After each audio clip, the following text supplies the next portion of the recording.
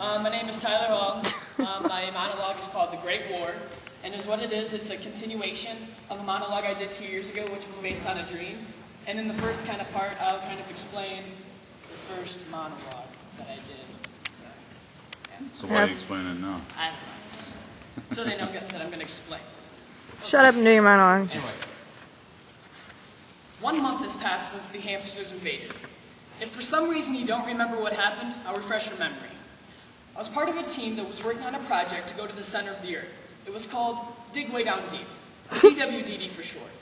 The project was a success. We got to the center, but there was a huge colony of talking hamsters inside. They were upset, so they attacked.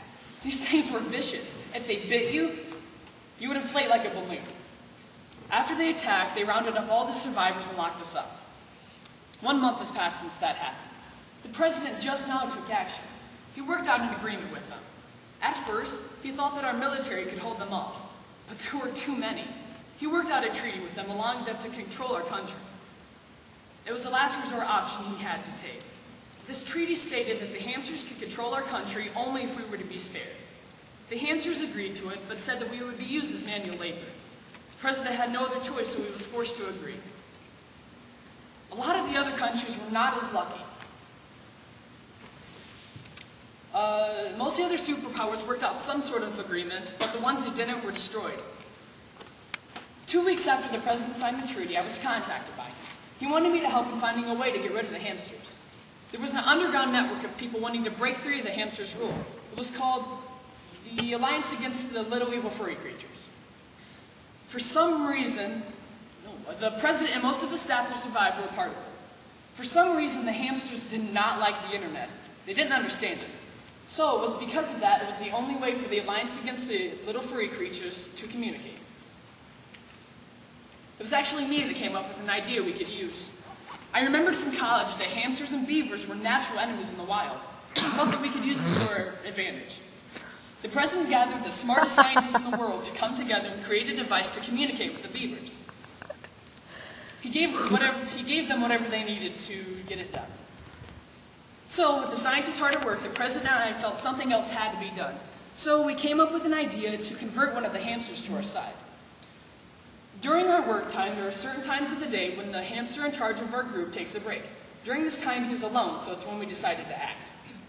So, the break time came up, and the president and I snuck out of our work area to go capture him. Okay, ever since the hamsters first invaded, we have created things to help us with the hamster attacks. We created a device that takes away the ability for the hamsters to bite you and make you inflate. So, our boss hamster was now on break. Fine. Just the first break. He was now on break. He started to walk away, so we followed him. The president and I...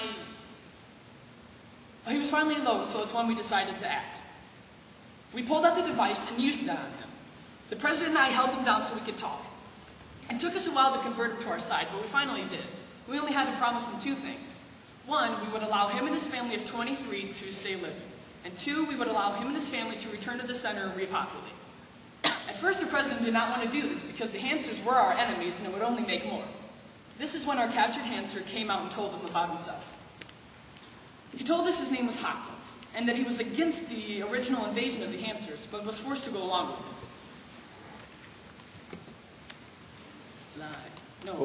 Lying. Both the president? Both the president and I knew he was sincere. Also, if it was his family that repopulated the hamsters, it'd be alright, because it would all be like Hopkins. And he was against the attack that his government did, so it'd be alright. Hopkins was high in the hamsters' infrastructure, so he was able to act as a spy for the Alliance Against the Evil Little Furry Creatures. He was able to tell us what the hamsters were up to.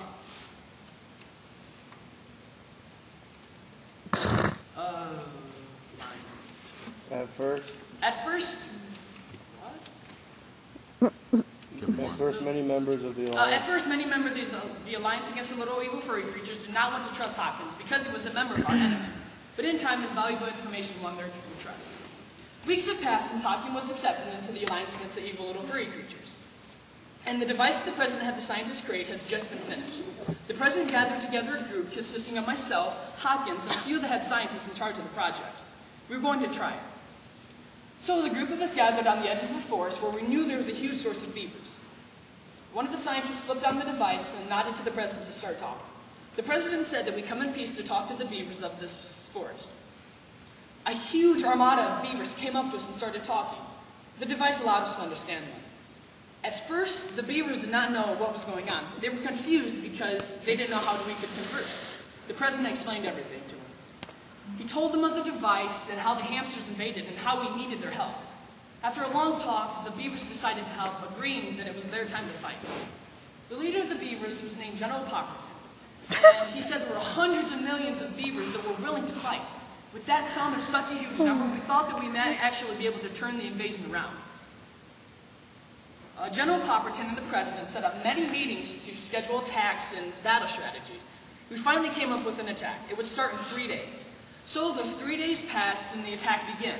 The hamsters weren't expecting anything, so it was a success. Line. With the help of the Alliance Against the... No. Help of the beavers. With the help of the beavers, a war that was strongly needed was being brought back to the hamsters, and they were losing. Oh. Line. Things calmed down. Things calmed down a lot in the Alliance Against the Evil Little Furry Creatures headquarters, since the beavers has been attacking the hamsters. It was time for a meeting to talk about the ongoings of the war and how the progress was going of the attack. The president and General Pockerton were standing up talking about strategies when all of a sudden Hopkins came bursting into the briefing room. He was screaming that he had bad news. He was yelling for the president that they needed to talk.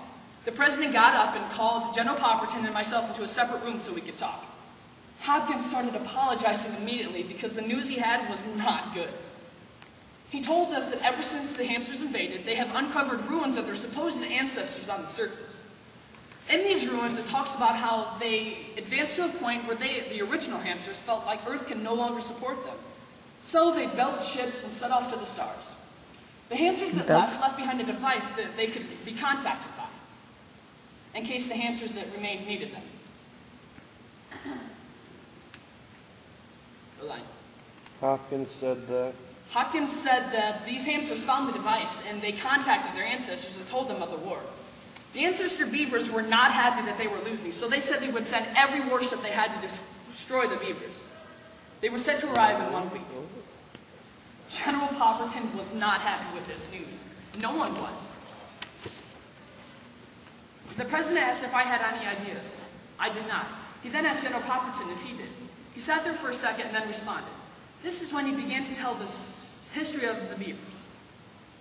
The beavers of the past are not anything like the ones of today. They didn't have any of the same traits and were constantly under attack from the bears.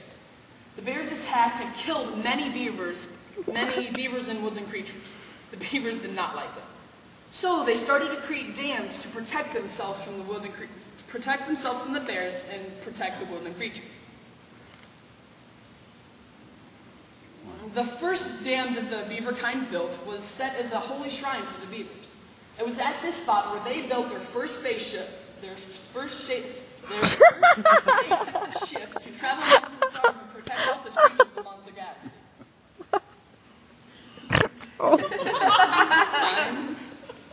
I got lost. The beavers stayed behind. Good. What?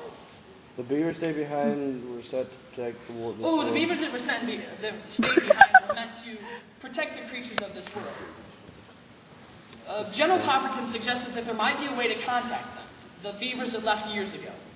So General Pockerton sent his leading team out to the Holy Dam to see if there was anything that was there.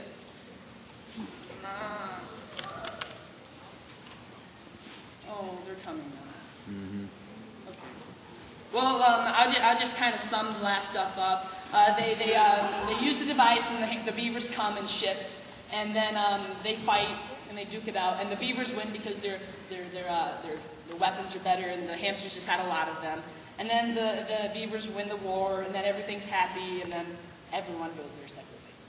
And then they were saved. And What happened to the hamsters? The hamsters, they all died in the war. All of them? All of them, except for the family, because they went back to the center and repopulated. Is that where your sequel comes from? The families on the ground? Part 3. Kudos to Tyler. Good. Charlie, you want to get that light, please?